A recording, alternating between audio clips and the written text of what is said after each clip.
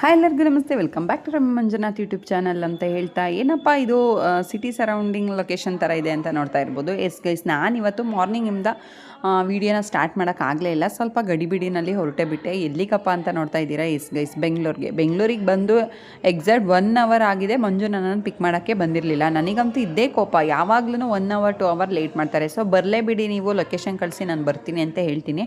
ಆದ್ರೂ ಕೇಳೋದೇ ಇಲ್ಲ. ಪರ್ಸ್ನಲ್ ಕೆಲಸದ ಮೇಲೆ ಇವತ್ತು ಸ್ವಲ್ಪ ಬೆಂಗಳೂರಿಗೆ ಹೊರಟಿದ್ವಿ. ಬೆಂಗಳೂರು ಲೊಕೇಶನ್ ರೀಚ್ ಆದ್ರೂ ಮಂಜು 1.5 ಅವರ್ ಆದ್ರೂ ಬಂದೇ ಇರಲಿಲ್ಲ. ಕಾದು ಸಾಕಾಗೋಯ್ತು. ಪರವಾಗಿಲ್ಲ, ನಾನೇ ಬಂದು ಪಿಕ್ ಮಾಡ್ತೀನಿ ಅಂತ ಅಂದ್ರಲ್ಲ ಅಂತ ಅಂದ್ಬಿಟ್ಟು ವೆಯ್ಟ್ ಮಾಡ್ತಾ ಕೂತಿದ್ವಿ. ಮಂಜು ಮತ್ತು ಮಂಜು ಫ್ರೆಂಡ್ ಇಬ್ಬರೂ ಬಂದರು. ಇಬ್ಬರೂ ಬಂದಿದ್ದಾದಮೇಲೆ, ಫ್ರೆಂಡ್ ಅಂತ ಹೇಳೋದಕ್ಕಿಂತ ಬ್ರದರ್ ಅಂತಲೇ ಹೇಳ್ಬೋದು. ಮಂಜು ಮತ್ತು ಮಂಜು ಬ್ರದರ್ ಇಬ್ಬರೂ ಬಂದಿದ್ದಾದಮೇಲೆ ನನ್ನನ್ನು ಪಿಕ್ ಮಾಡಿಕೊಂಡು ನಾವು ಹೋಗ್ಬೇಕಾಗಿರೋಂಥ ಲೊಕೇಶನ್ಗೆ ಹೋದ್ವಿ. ನೆನ್ನೆ ನಡೆದಿರೋ ಇನ್ಸಿಡೆಂಟಿಂದ ಮಂಜು ಸ್ವಲ್ಪ ಅಪ್ಸೆಟ್ ಆಗಿದ್ದಾರೆ ಅಂತ ಅನಿಸುತ್ತೆ.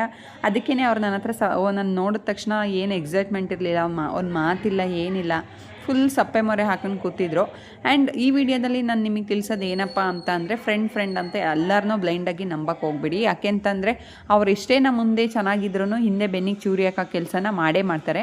ನಮ್ಮ ಪರ್ಸ್ನಲ್ಸ್ ಅವರೇ ಇರ್ಬೋದು, ಏನಾದರೂ ಇರ್ಬೋದು, ಅಂಥ ವಿಷಯನ ತಿಳ್ಕೊಂಡಿದ್ದಾದಮೇಲೆ ಅವ್ರು ನಮಗೆ ಏನು ಮಾಡಬೇಕೋ, ನಮಗೆ ಯಾವ ಟೈಮ್ ನೋಡಿ ತಂದಾಕಬೇಕೋ ಅಂಥ ಟೈಮ್ ನೋಡಿ ತಂದಾಕ್ತಾರಂತಲೇ ಹೇಳ್ತೀನಿ. ಈ ವ್ಲಾಗಲ್ಲಿ ಮಂಜುಗೆ ಅರ್ಥ ಆಗಿದೆ ಆಲ್ರೆಡಿ, ಯಾರನ್ನು ನಂಬಬೇಕು ಯಾರನ್ನು ನಂಬಾರ್ದು ಅಂತ ಅಂದ್ಬಿಟ್ಟು. ಬಟ್ ನಾನು ಅವ್ರ ವೈಫಾಗಿ ಪ್ರತಿಯೊಂದು ಸಿಚುವೇಷನಲ್ಲೂ ಅವ್ರ ಹಿಂದೆ ಇದ್ದೇ ಇರ್ತೀನಿ. At any cost, at any time ನಾನು ಅವ್ರ ಕೈ ಬಿಟ್ಟು ಹೋಗೋದೇ ಇಲ್ಲ. ಅದೆಂಥದೇ ಸಂದರ್ಭ ಆಗಲಿ, ಅವರೊಬ್ಬರೇ ತಲೆ ಕೊಡೋ ಅಂಥ ಜಾಗಕ್ಕೆ ನಾನು ಕೂಡ ಅವ್ರ ಜೊತೆಗೆ ನಿಲ್ತೀನಿ ಅಂತಲೇ ಹೇಳ್ತೀನಿ. ಆ್ಯಂಡ್ ಪ್ರತಿ ಸಮಯದಲ್ಲೂ ನಾನು ಹೇಳೋದಿಷ್ಟೇ, ಅವ್ರಿಗೆ ಎಂಥದೇ ಕಷ್ಟ ಬಂದ್ರೂ ಜೊತೆಗೇ ಇರ್ತೀನಿ. ನಾನು ಯಾವತ್ತೂ ಇನ್ನೊಬ್ಬರ ಥರ ಬಿಟ್ಟು ಹೋಗಲ್ಲ. ಆ್ಯಂಡ್ ನಮಗೆ ದುಡಿಲೇಬೇಕು ಅನ್ನೋ ಅನಿವಾರ್ಯತೆಯಿಂದ ಏನು ಬಂದಿಲ್ಲ. ಮನೆ ಕಡೆ ಏನೂ ಇಲ್ಲದೆ ಅಂತೂ ಅವ್ರು ಬಂದೇ ಇಲ್ಲ. ಅಷ್ಟೊಂದು ನೆಗೆಟಿವ್ ಆಗಿ ತಗೊಳ್ಳೋಕ್ಕೆ ಹೋಗಬೇಡಿ ಅವ್ರನ್ನ. ಆ್ಯಂಡ್ ನಮ್ಮ ಕಮಿಟ್ಮೆಂಟ್ಗಳು ಏನಿದೆ, ನಮ್ಮ ಜೀವನನ ಬಿಲ್ಡ್ ಮಾಡ್ಕೊಳ್ಳೋಕ್ಕೋಸ್ಕರ ಹೊರಗಡೆ ಬಂದಿರೋದಷ್ಟೇ. ಅದನ್ನು ಬಿಟ್ಟು ಏನೂ ಇಲ್ಲ, ಎಲ್ಲನೂ ಝೀರೋಯಿಂದ ಸ್ಟಾರ್ಟ್ ಮಾಡಬೇಕು ನಮ್ಮ ಜೀವನನ ಅನ್ನೋದು ಯಾವ ಅವಶ್ಯಕತೆಯೂ ಇಲ್ಲ. ಸರೌಂಡಿಂಗ್ಸ್ ನಾವು ಊಟ ಮಾಡೋಣ ಅಂತ ಅಂದ್ಬಿಟ್ಟು ತುಂಬ ಕಡೆ ಹೋಟೆಲ್ಸ್ನ ಹುಡುಕ್ತಾನೆ ಇದ್ವಿ. ಬಟ್ ಒಂದು ಒಳ್ಳೆ ಹೋಟೆಲೇ ಸಿಗ್ತಾ ಇರಲಿಲ್ಲ. ಎಲ್ಲಿ ನೋಡಿದ್ರು ಬರೀ ಟೀ ಶಾಪ್ಗಳೇ ಕಾಣಿಸ್ತಾ ಇದ್ವು. ಲಾಸ್ಟಿಗೆ ಒಂದು ಉಡುಪಿ ವೈಷ್ಣವಿ ಅಂತ ಅಂದ್ಬಿಟ್ಟು ಒಂದು ವೆಜ್ ಹೋಟೆಲ್ ಸಿಕ್ತು.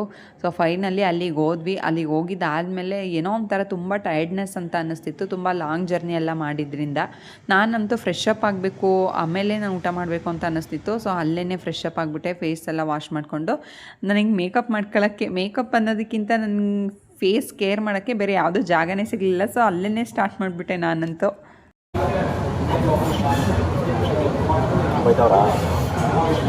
ಕೊಡ್ತಾರಾ?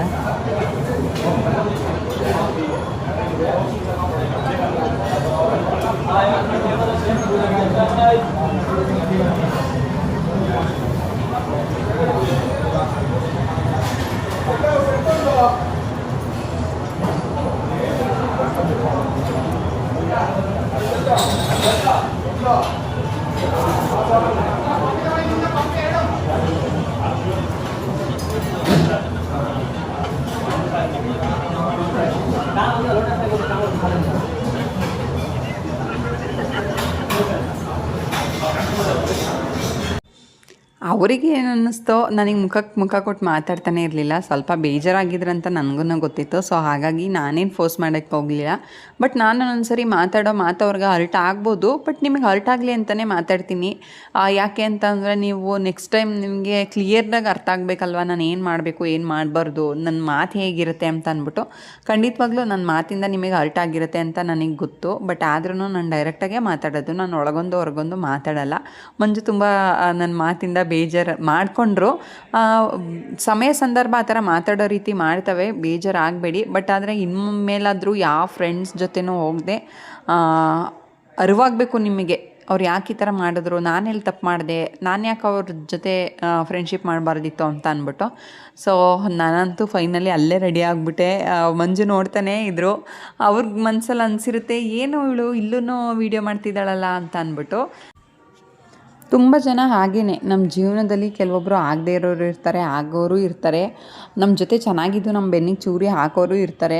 ಅಂಥವ್ರನ್ನೆಲ್ಲ ನೋಡಿ ನಾವು ಅಲರ್ಟಾಗಿರಬೇಕು. ಮಂಜುದೊಂದು ಬುದ್ಧಿ ನನಗೆ ಇಷ್ಟನೇ ಆಗಲ್ಲ, ಎಲ್ಲರನ್ನೂ ಬ್ಲೈಂಡಾಗಿ ನಂಬೋದು. ಎಲ್ಲರೂ ಒಳ್ಳೆಯವರೇ ಅಂತ ಅಂದ್ಕೊಳ್ಳೋದು. ಮತ್ತು ಎಲ್ಲರ ಹತ್ರನೂ ಸಾಫ್ಟಾಗಿ ಮಾತಾಡೋದು ನನಗೆ ಇಷ್ಟನೇ ಆಗಲ್ಲ. ಯಾಕೆ ಎಲ್ಲರ ಹತ್ರನೂ ಸಾಫ್ಟಾಗಿ ಮಾತಾಡ್ತೀರಾ ಅಂತಂದರೆ ಅವ್ರ ನೇಚರೇ ಅದು ಅಂತ ಅಂತಾರೆ. ಬಟ್ ನಾನಂತೂ ಖಂಡಿತವಾಗ್ಲೂ ಆ ಥರ ಅಲ್ಲ. ನನ್ನ ಮಾತು ಸಾಫ್ಟಾಗಿ ಬರೋದೇ ಇಲ್ಲ. ನಾನು ಮಾತಾಡೋದೇ ಒಂಥರ ಬೇಸ್ ವಾಯ್ಸಲ್ಲಿ ಮಾತಾಡ್ತೀನಿ. ಮಂಜುಗೂ ಅಷ್ಟೇ, ನನ್ನ ಮದುವೆ ಆಗಿ ಇಷ್ಟು ವರ್ಷದಲ್ಲಿ ಯಾವಾಗಲೂ ಒಂದು ಸರಿ ಅವರಿಗೆ ನಿಧಾನಕ್ಕೆ ಮಾತಾಡೋದು ಅಂತಲೇ ಹೇಳ್ಬೋದು. ಯಾವಾಗಲೂ ನಾನು ಬೇಸ್ ವಾಯ್ಸಲ್ಲೇ ಮಾತಾಡೋದು. ಅದಕ್ಕೆಲ್ಲ ಅವ್ರು ಬೇಜಾರು ಮಾಡ್ಕೊಳ್ಳಲ್ಲ. ಅವ್ರಿಗೆ ಅಭ್ಯಾಸ ಆಗೋಗ್ಬಿಟ್ಟಿದೆ. ಒಂದೊಂದು ಸರಿ ಯಾರ ಮುಂದೇನಾದರೂ ಬೇಸ್ ವಾಯ್ಸಲ್ಲಿ ಮಾತಾಡಿದಾಗ ಹರ್ಟ್ ಆಗ್ತಾರೆ. ನಾನು ಅವ್ರು ನನಗೆ ಹರ್ಟ್ ಮಾಡೋದಕ್ಕಿಂತ ನಾನು ಅವ್ರಿಗೆ ಹರ್ಟ್ ಮಾಡ್ತೀನಿ ಅನ್ನೋದು ನನಗೆ ತುಂಬ ಚೆನ್ನಾಗಿ ಗೊತ್ತಿದೆ. ಇದೇ ವಾಟ್ರಿಂಗ್ ಇದೆ, ಡ್ರಿಂಕಿಂಗ್ ವಾಟ್ರ್ ಏನು ಅಂತ? ಡ್ರಿಂಕಿಂಗ್ ವಾಟ್ರೆ, ಪುದೀನ ಹಾಕಿರೋದು. ಜಾರ್ ಮಾತ್ರ ಕ್ಲಿಯರ್ ಆಗಿಲ್ಲ. ಇದ್ರದ್ದು ಎಲೆದೆಲ್ಲ ಬಿಟ್ಕೊಂಡಂಗೆ ಆಗಿರೋದಿಲ್ಲ, ಕ್ಲಿಯರ್ ಆಯಿತು. ಇರೋದು ಹೆಂಗೆ ತೊಳೆದು ಹೋಗಲ್ಲ, ಸ್ಕ್ರ್ಯಾಚಸ್ ಆಗಿಲ್ಲ.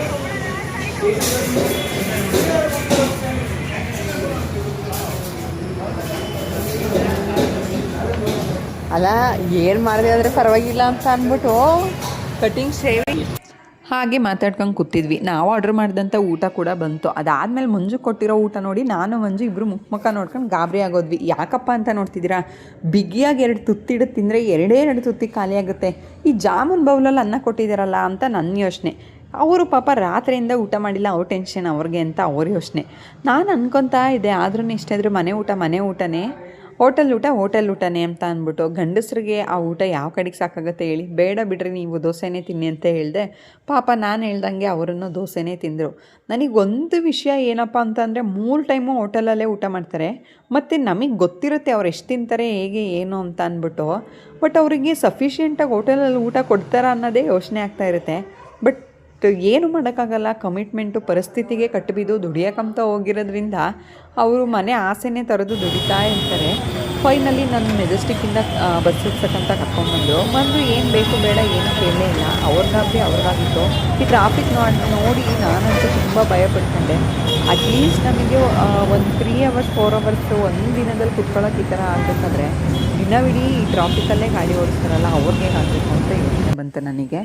ಸೊ ಫೈನಲಿ ಗಾಡಿ ಹತ್ತಿಸ್ಬಿಟ್ಟು ಹೋಗ್ಬಿಟ್ರು. ನಾನು ಬಂದೆ. ಇದು ನೀವು ನೋಡ್ತಾ ಇರೋದು ಕುಣಿಗಲ್ ಲೊಕೇಶನ್ನು.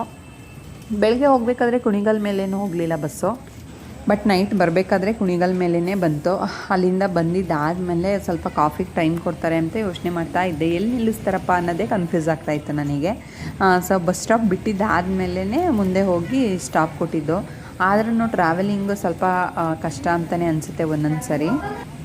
ಮುಂಚೆ ಎಲ್ಲ ಈ ಥರ ಟ್ರಾವೆಲ್ ಮಾಡೋಕ್ಕೆ ಕೊಡ್ತಾ ಇರಲಿಲ್ಲ ಮನೇಲಿ. ಯಾಕೆ ಅಂತಂದರೆ ಅಯ್ಯೋ ಮದುವೆ ಆಗಿಲ್ಲ ಹಾಗೆ ಹೀಗೆ ಅಂತ ಭಯಪಡೋರು. ಬಟ್ ಇವಾಗ ಏನಿಲ್ಲ, ಮಂಜು ಯಾವುದಕ್ಕೂ ರೆಸ್ಟ್ರಿಕ್ಷನ್ಸ್ ಇಲ್ಲ. ಏನಾದರೂ ಕೆಲಸ ಇತ್ತು ಅಂದರೆ ಆರಾಮಾಗಿ ಸೇಫಾಗಿ ಹೋಗ್ಬಿಟ್ಟು ಕೂಡ ಬರ್ಬೋದು. ಫೈನಲಿ ಟೀಗೆ ಸ್ಟಾಪ್ ಕೊಟ್ಟರು. ಟೀ ಕೊಡಿ.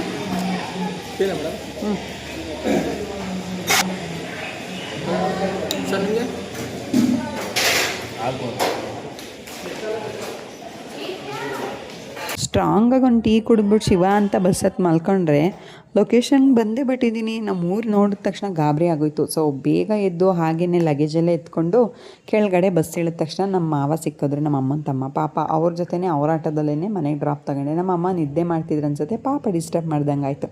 ಇರಲಿ ಮನೆ ಒಳಗಡೆ ಹೋಗಿ ಫ್ರೆಶ್ ಅಪ್ ಆಗಿಬಿಡೋಣ ಅಂತ ಅಂದ್ಬಿಟ್ಟು ಹೋದೆ. ನನ್ನ ಮಗನ ನೋಡಿದೆ, ನನ್ನ ಮಗ ಎಲ್ಲೂ ಕಾಣಿಸ್ಲಿಲ್ಲ. ಸೊ ಫಸ್ಟು ನನಗೆ ಹಸುವಾಗ್ಬಿಟ್ಟಿತ್ತು. ಏನೇ ತಿಂದ್ರೂ ನೈಟ್ ಮುದ್ದೆ ತಿಂದರೋ ಥರ ಆಗೋದೇ ಇಲ್ಲ. ಸೊ ನನಗೆ ಹಸುವಾಗ್ತಾಯಿತ್ತು. ಊಟ ಮಾಡೋದು ಬೇಡ ಅಂತ ಅಂದ್ರೂ ಕೇಳ್ತಾನೆ ಇರಲಿಲ್ಲ. ತುಂಬ ಹಸುವಾಗ್ತಿತ್ತಲ್ಲ, ಏನಾದರೂ ತಿಂದು ಮಲ್ಗೋಣ, ಇಲ್ಲಾಂದರೆ ನಿದ್ದೆನೂ ಬರೋಲ್ಲ ಅಂತ ಅಂದ್ಬಿಟ್ಟು ಅಮ್ಮ ಮುದ್ದೆ ಮಾಡಿ ಇಟ್ಟಿದ್ರು ಆಲ್ರೆಡಿ ಹಾಟ್ ಬಾಕ್ಸ್ಗೆ ಹಾಕಿ. ಸೊ ಕಡಲೆಕಾಳು ಸಾಂಬಾರಿತ್ತು, ಹಾಕ್ಕೊಂಡು ಬಿಸಿ ಮಾಡಿಕೊಂಡು ಊಟನೂ ಕೂಡ ಮಾಡಿದೆ. ಆದ್ರೂ ಈ ವಿಡಿಯೋದಲ್ಲಿ ನನಗೆ ಎಕ್ಸ್ಪೀರಿಯೆನ್ಸ್ ಆಗಿದ್ದು ಖಂಡಿತವಾಗ್ಲೂ ನನಗೆ ಮಂಜು ಬೆಂಗಳೂರಲ್ಲಿ ಖುಷಿಯಾಗಿ ಇರ್ತಾರೋ ಇಲ್ವೋ ಅನ್ನೋದು ನನಗೆ ಗೊತ್ತಿಲ್ಲ. ಬಟ್ ಅನಿವಾರ್ಯತೆಯಿಂದ ಇದ್ದಾರೆ ಅಂತ ಅಂದ್ಬಿಟ್ಟು ಖಂಡಿತವಾಗ್ಲೂ ಗೊತ್ತಾಯಿತು. ಬಟ್ ತುಂಬ ದಿನ ಇರೋದು ನಮಗೂ ಇಷ್ಟ ಇಲ್ಲ. ಆದಷ್ಟು ಬೇಗ ನಿಮ್ಮ ಕಮಿಟ್ಮೆಂಟ್ಸ್ ಏನಿದೆ ಅದನ್ನು ರಿಲೀಫ್ ಮಾಡ್ಕೊಂಡು ಊರಿಗೆ ಬನ್ನಿ ಅಂತಲೇ ಹೇಳ್ತೀನಿ. ಆ್ಯಂಡ್ ಯಾರೆಲ್ಲ ನನ್ನ ಚಾನಲ್ಗೆ ಸಬ್ಸ್ಕ್ರೈಬ್ ಆಗದೆ ವೀಡಿಯೋ ನೋಡ್ತಾ ಇದ್ದೀರಾ ದಯವಿಟ್ಟು ಸಬ್ಸ್ಕ್ರೈಬ್ ಮಾಡ್ಕೊಳ್ಳಿ. ಆ್ಯಂಡ್ ಯಾರೆಲ್ಲ ಸಬ್ಸ್ಕ್ರೈಬ್ ಆಗಿ ವೀಡಿಯೋ ನೋಡ್ತಾ ಇದ್ದೀರಾ ದಯವಿಟ್ಟು ಲೈಕ್ ಮಾಡಿ, ಶೇರ್ ಮಾಡಿ, ಕಮೆಂಟ್ ಮಾಡಿ. ಹಾಗೆ ನಿಮ್ಮ ಒಪಿನಿಯನ್ ಏನು ಅನ್ನೋದನ್ನ ನನಗೆ ಕಮೆಂಟ್ ಬಾಕ್ಸಲ್ಲಿ ತಿಳಿಸಿ ಅಂತ ಹೇಳ್ತಾ ನಾನು ಈ ವಿಡಿಯೋನ ಇಲ್ಲಿಗೆ ಮುಗಿಸ್ತಾ ಇದ್ದೀನಿ. ಮತ್ತೊಂದು ವಿಡಿಯೋದಲ್ಲಿ ಸಿಗ್ತೀನಿ ಅಂತ ಹೇಳ್ತಾ, ಈ ನಡುವೆ ಅಂತ ನನಗೆ ಡೈಲಿ ವ್ಲಾಗ್ ಕೊಡೋಕ್ಕೆ ತುಂಬ ಇಂಟ್ರೆಸ್ಟ್ ಇದೆ ಅಂತಲೇ ಹೇಳ್ತಾ, ಸೊ ಹಾಗಾಗಿ ನಿಮಗೆ ಬ್ಯಾಕ್ ಟು ಬ್ಯಾಕ್ ವೀಡಿಯೋಸ್ಗಳನ್ನ ಹಾಕ್ತಾನೇ ಇದ್ದೀನಿ. ನಾನು ಬ್ಯಾಂಗ್ಳೂರಿಗೆ ಹೋಗಿ ಬಂದು ಒಂದು 2 days ರೆಸ್ಟ್ ಮಾಡೋದೇ ಆಯಿತು. ಹಾಗಾಗಿ ಇದೊಂದು ವೀಡಿಯೋಗೆ ಸ್ವಲ್ಪ ಟೈಮ್ ತಗೊಂಡೆ ಅಂತ ಹೇಳ್ತಾ ಗೈಸ್ ಈ ವಿಡಿಯೋನ ಇಲ್ಲಿಗೆ ಎಂಡ್ ಮಾಡ್ತಾಯಿದ್ದೀನಿ. ಮತ್ತೆ ಇನ್ನೊಂದು ವೀಡಿಯೋದಲ್ಲಿ ಸಿಗ್ತೀನಿ. ಅಲ್ಲಿ ತನಕ keep watching Ramya Manjunath YouTube channel. Love you all, take care, bye bye.